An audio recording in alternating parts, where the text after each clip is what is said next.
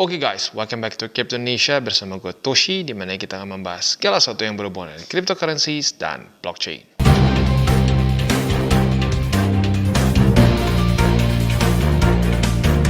Oke, jadi pada hari ini guys, kita akan membahas mengenai Bitcoin Spot ETF. Seperti yang kita tahu dalam beberapa bulan terakhir, banyak sekali spekulasi mengenai Bitcoin Spot ETF. Dan arguably, yang membuat Bitcoin sekarang naik dengan signifikan sampai ke titik ini adalah ya gara-gara ini juga sih, karena Spot ETF yang sudah semakin mendekat ke masa-masa approval-nya.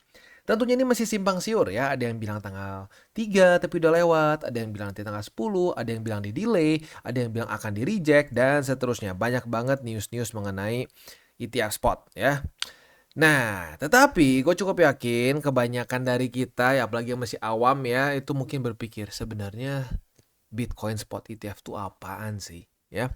Nah, jadi pada video ini kita akan coba jelaskan apa itu spot ETF dan kenapa historically ini ngaruh banget ke harga aset yang mendapatkan spot ETF ya.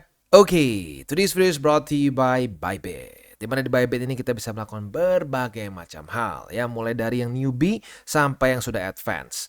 Buat mungkin lo merasa bahwa aduh bang, gue masih nggak ngerti nih TA, gue masih nggak ngerti charting dan seterusnya, tapi pengen akumulasi, pengen DCA murni.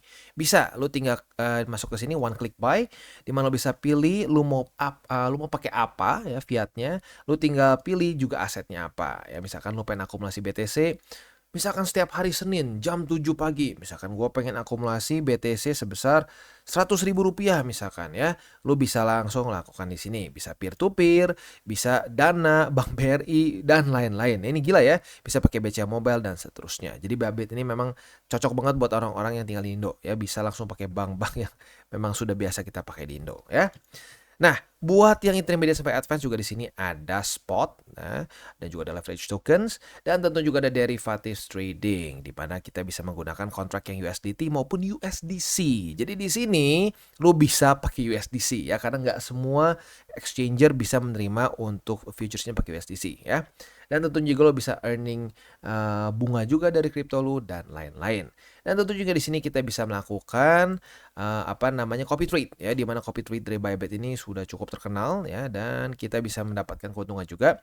First copy trade kita bisa ada protection 100 USDT loss coverage ya, dan seterusnya ya. Jadi buat lo yang tertarik bisa silakan pakai, klik di link referral kita di bawah. Nah, jadi seperti yang kita bisa lihat ya, ini pembahasan di awal kita ngomongin bahwa ada yang bilang akan di reject, ada yang bilang akan di delay dan seterusnya. Nah, tetapi yang menjadi lebih mendasar lagi, sebenarnya ETF ini apa? Jadi ETF ya adalah suatu kependekan dari Exchange Traded Fund. Nah, ini sekali lagi adalah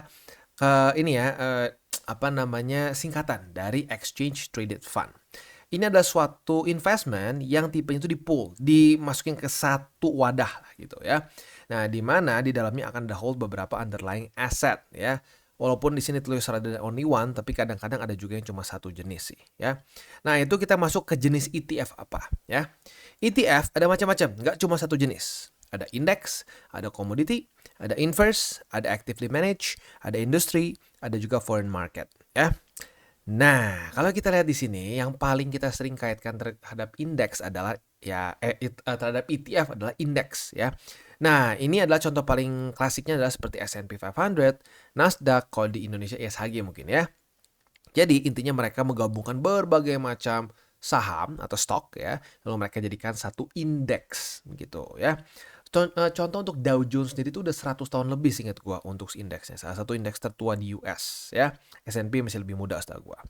Selanjutnya komoditi. Komoditi ini masuknya bisa dibilang ke ya komoditas ya, seperti emas, oil, jagung, gandum dan lain-lain. Nah, kripto ya, bukan kripto lebih tepatnya, BTC itu masuknya ke komoditi gitu. Jadi kalau orang nanya Bitcoin ETF spot itu masuknya ke apa? Tipenya adalah commodity ya.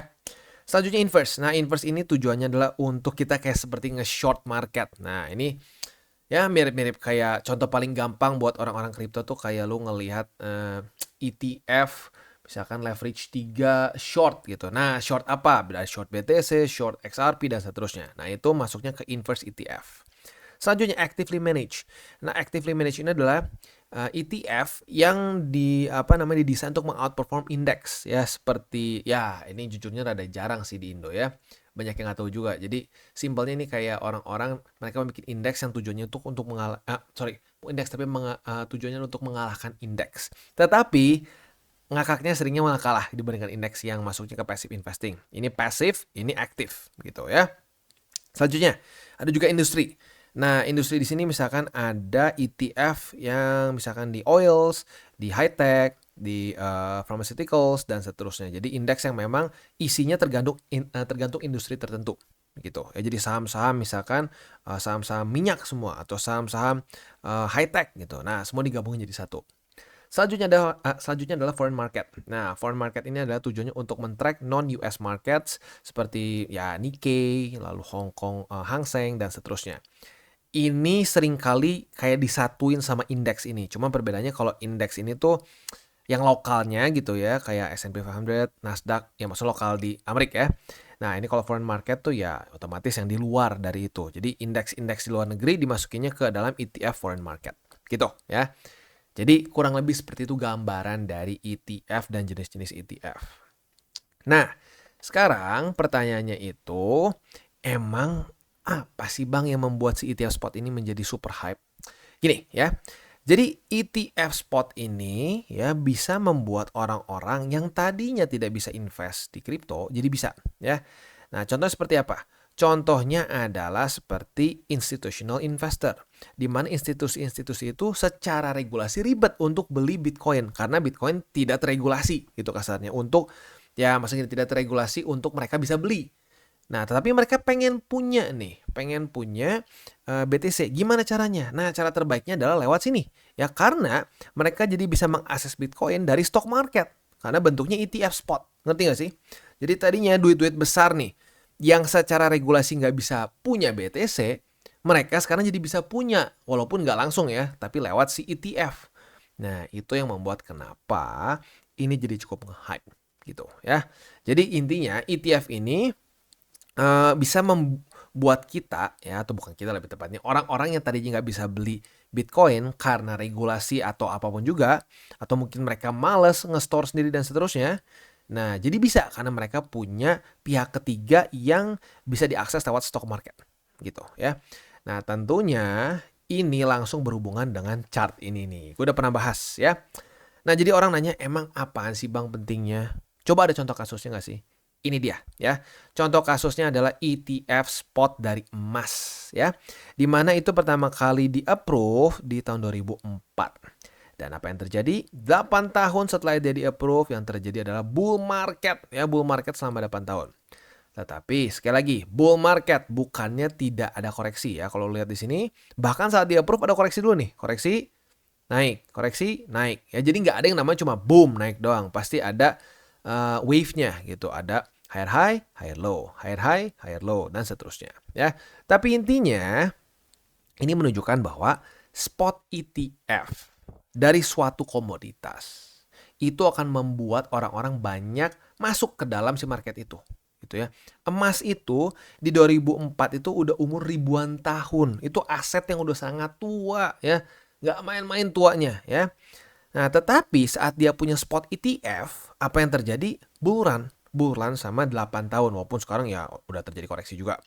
Nah, jadi kebayang nggak Bitcoin tanpa spot ETF aja kemarin udah gila-gilaan kan selama dari 2009 ya 2008 2009 lah ya sampai ke 2023 sekarang. 2024 lupa. Waduh. Udah lupa nih udah ganti tahun 2024 ya. Nah, jadi kebayang saat dia dapat approval ini, kemungkinan besar Bitcoin akan mendapatkan suatu bull market yang cukup panjang lagi ya. Jadi sekali lagi ini dia yang kita tunggu. Bukan berarti nggak akan koreksi. Tetap bisa koreksi. Dan potensi untuk terjadi buying the rumor and selling the news itu masih cukup besar. Ya, jadi jangan berharap, oke, spot ETF approve langsung kita pump 1000%. No. Kemungkinan besar enggak. Ya. Malah kemungkinannya lebih condong ke koreksi dulu. Koreksi dulu, hype-nya mulai hilang, boom, baru naik. Gitu. Jadi, lagi-lagi ya, kalau lo yang punya plannya, gua mau all in, pinjam ke tetangga, pinjol, wah semuanya, supaya nanti waktu approval BTC gue ikutan dapat pump. Jangan Jangan ya. Jangan pernah pakai uang panas ya, dan jangan berharap dari satu event kita ngepump kaya di hari itu.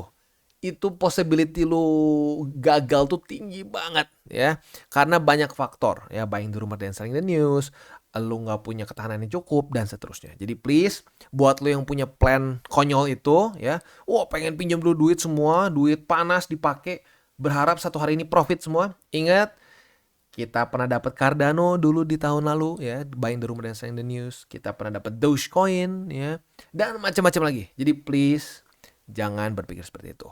Berpikirlah apa? Jangka panjang ya.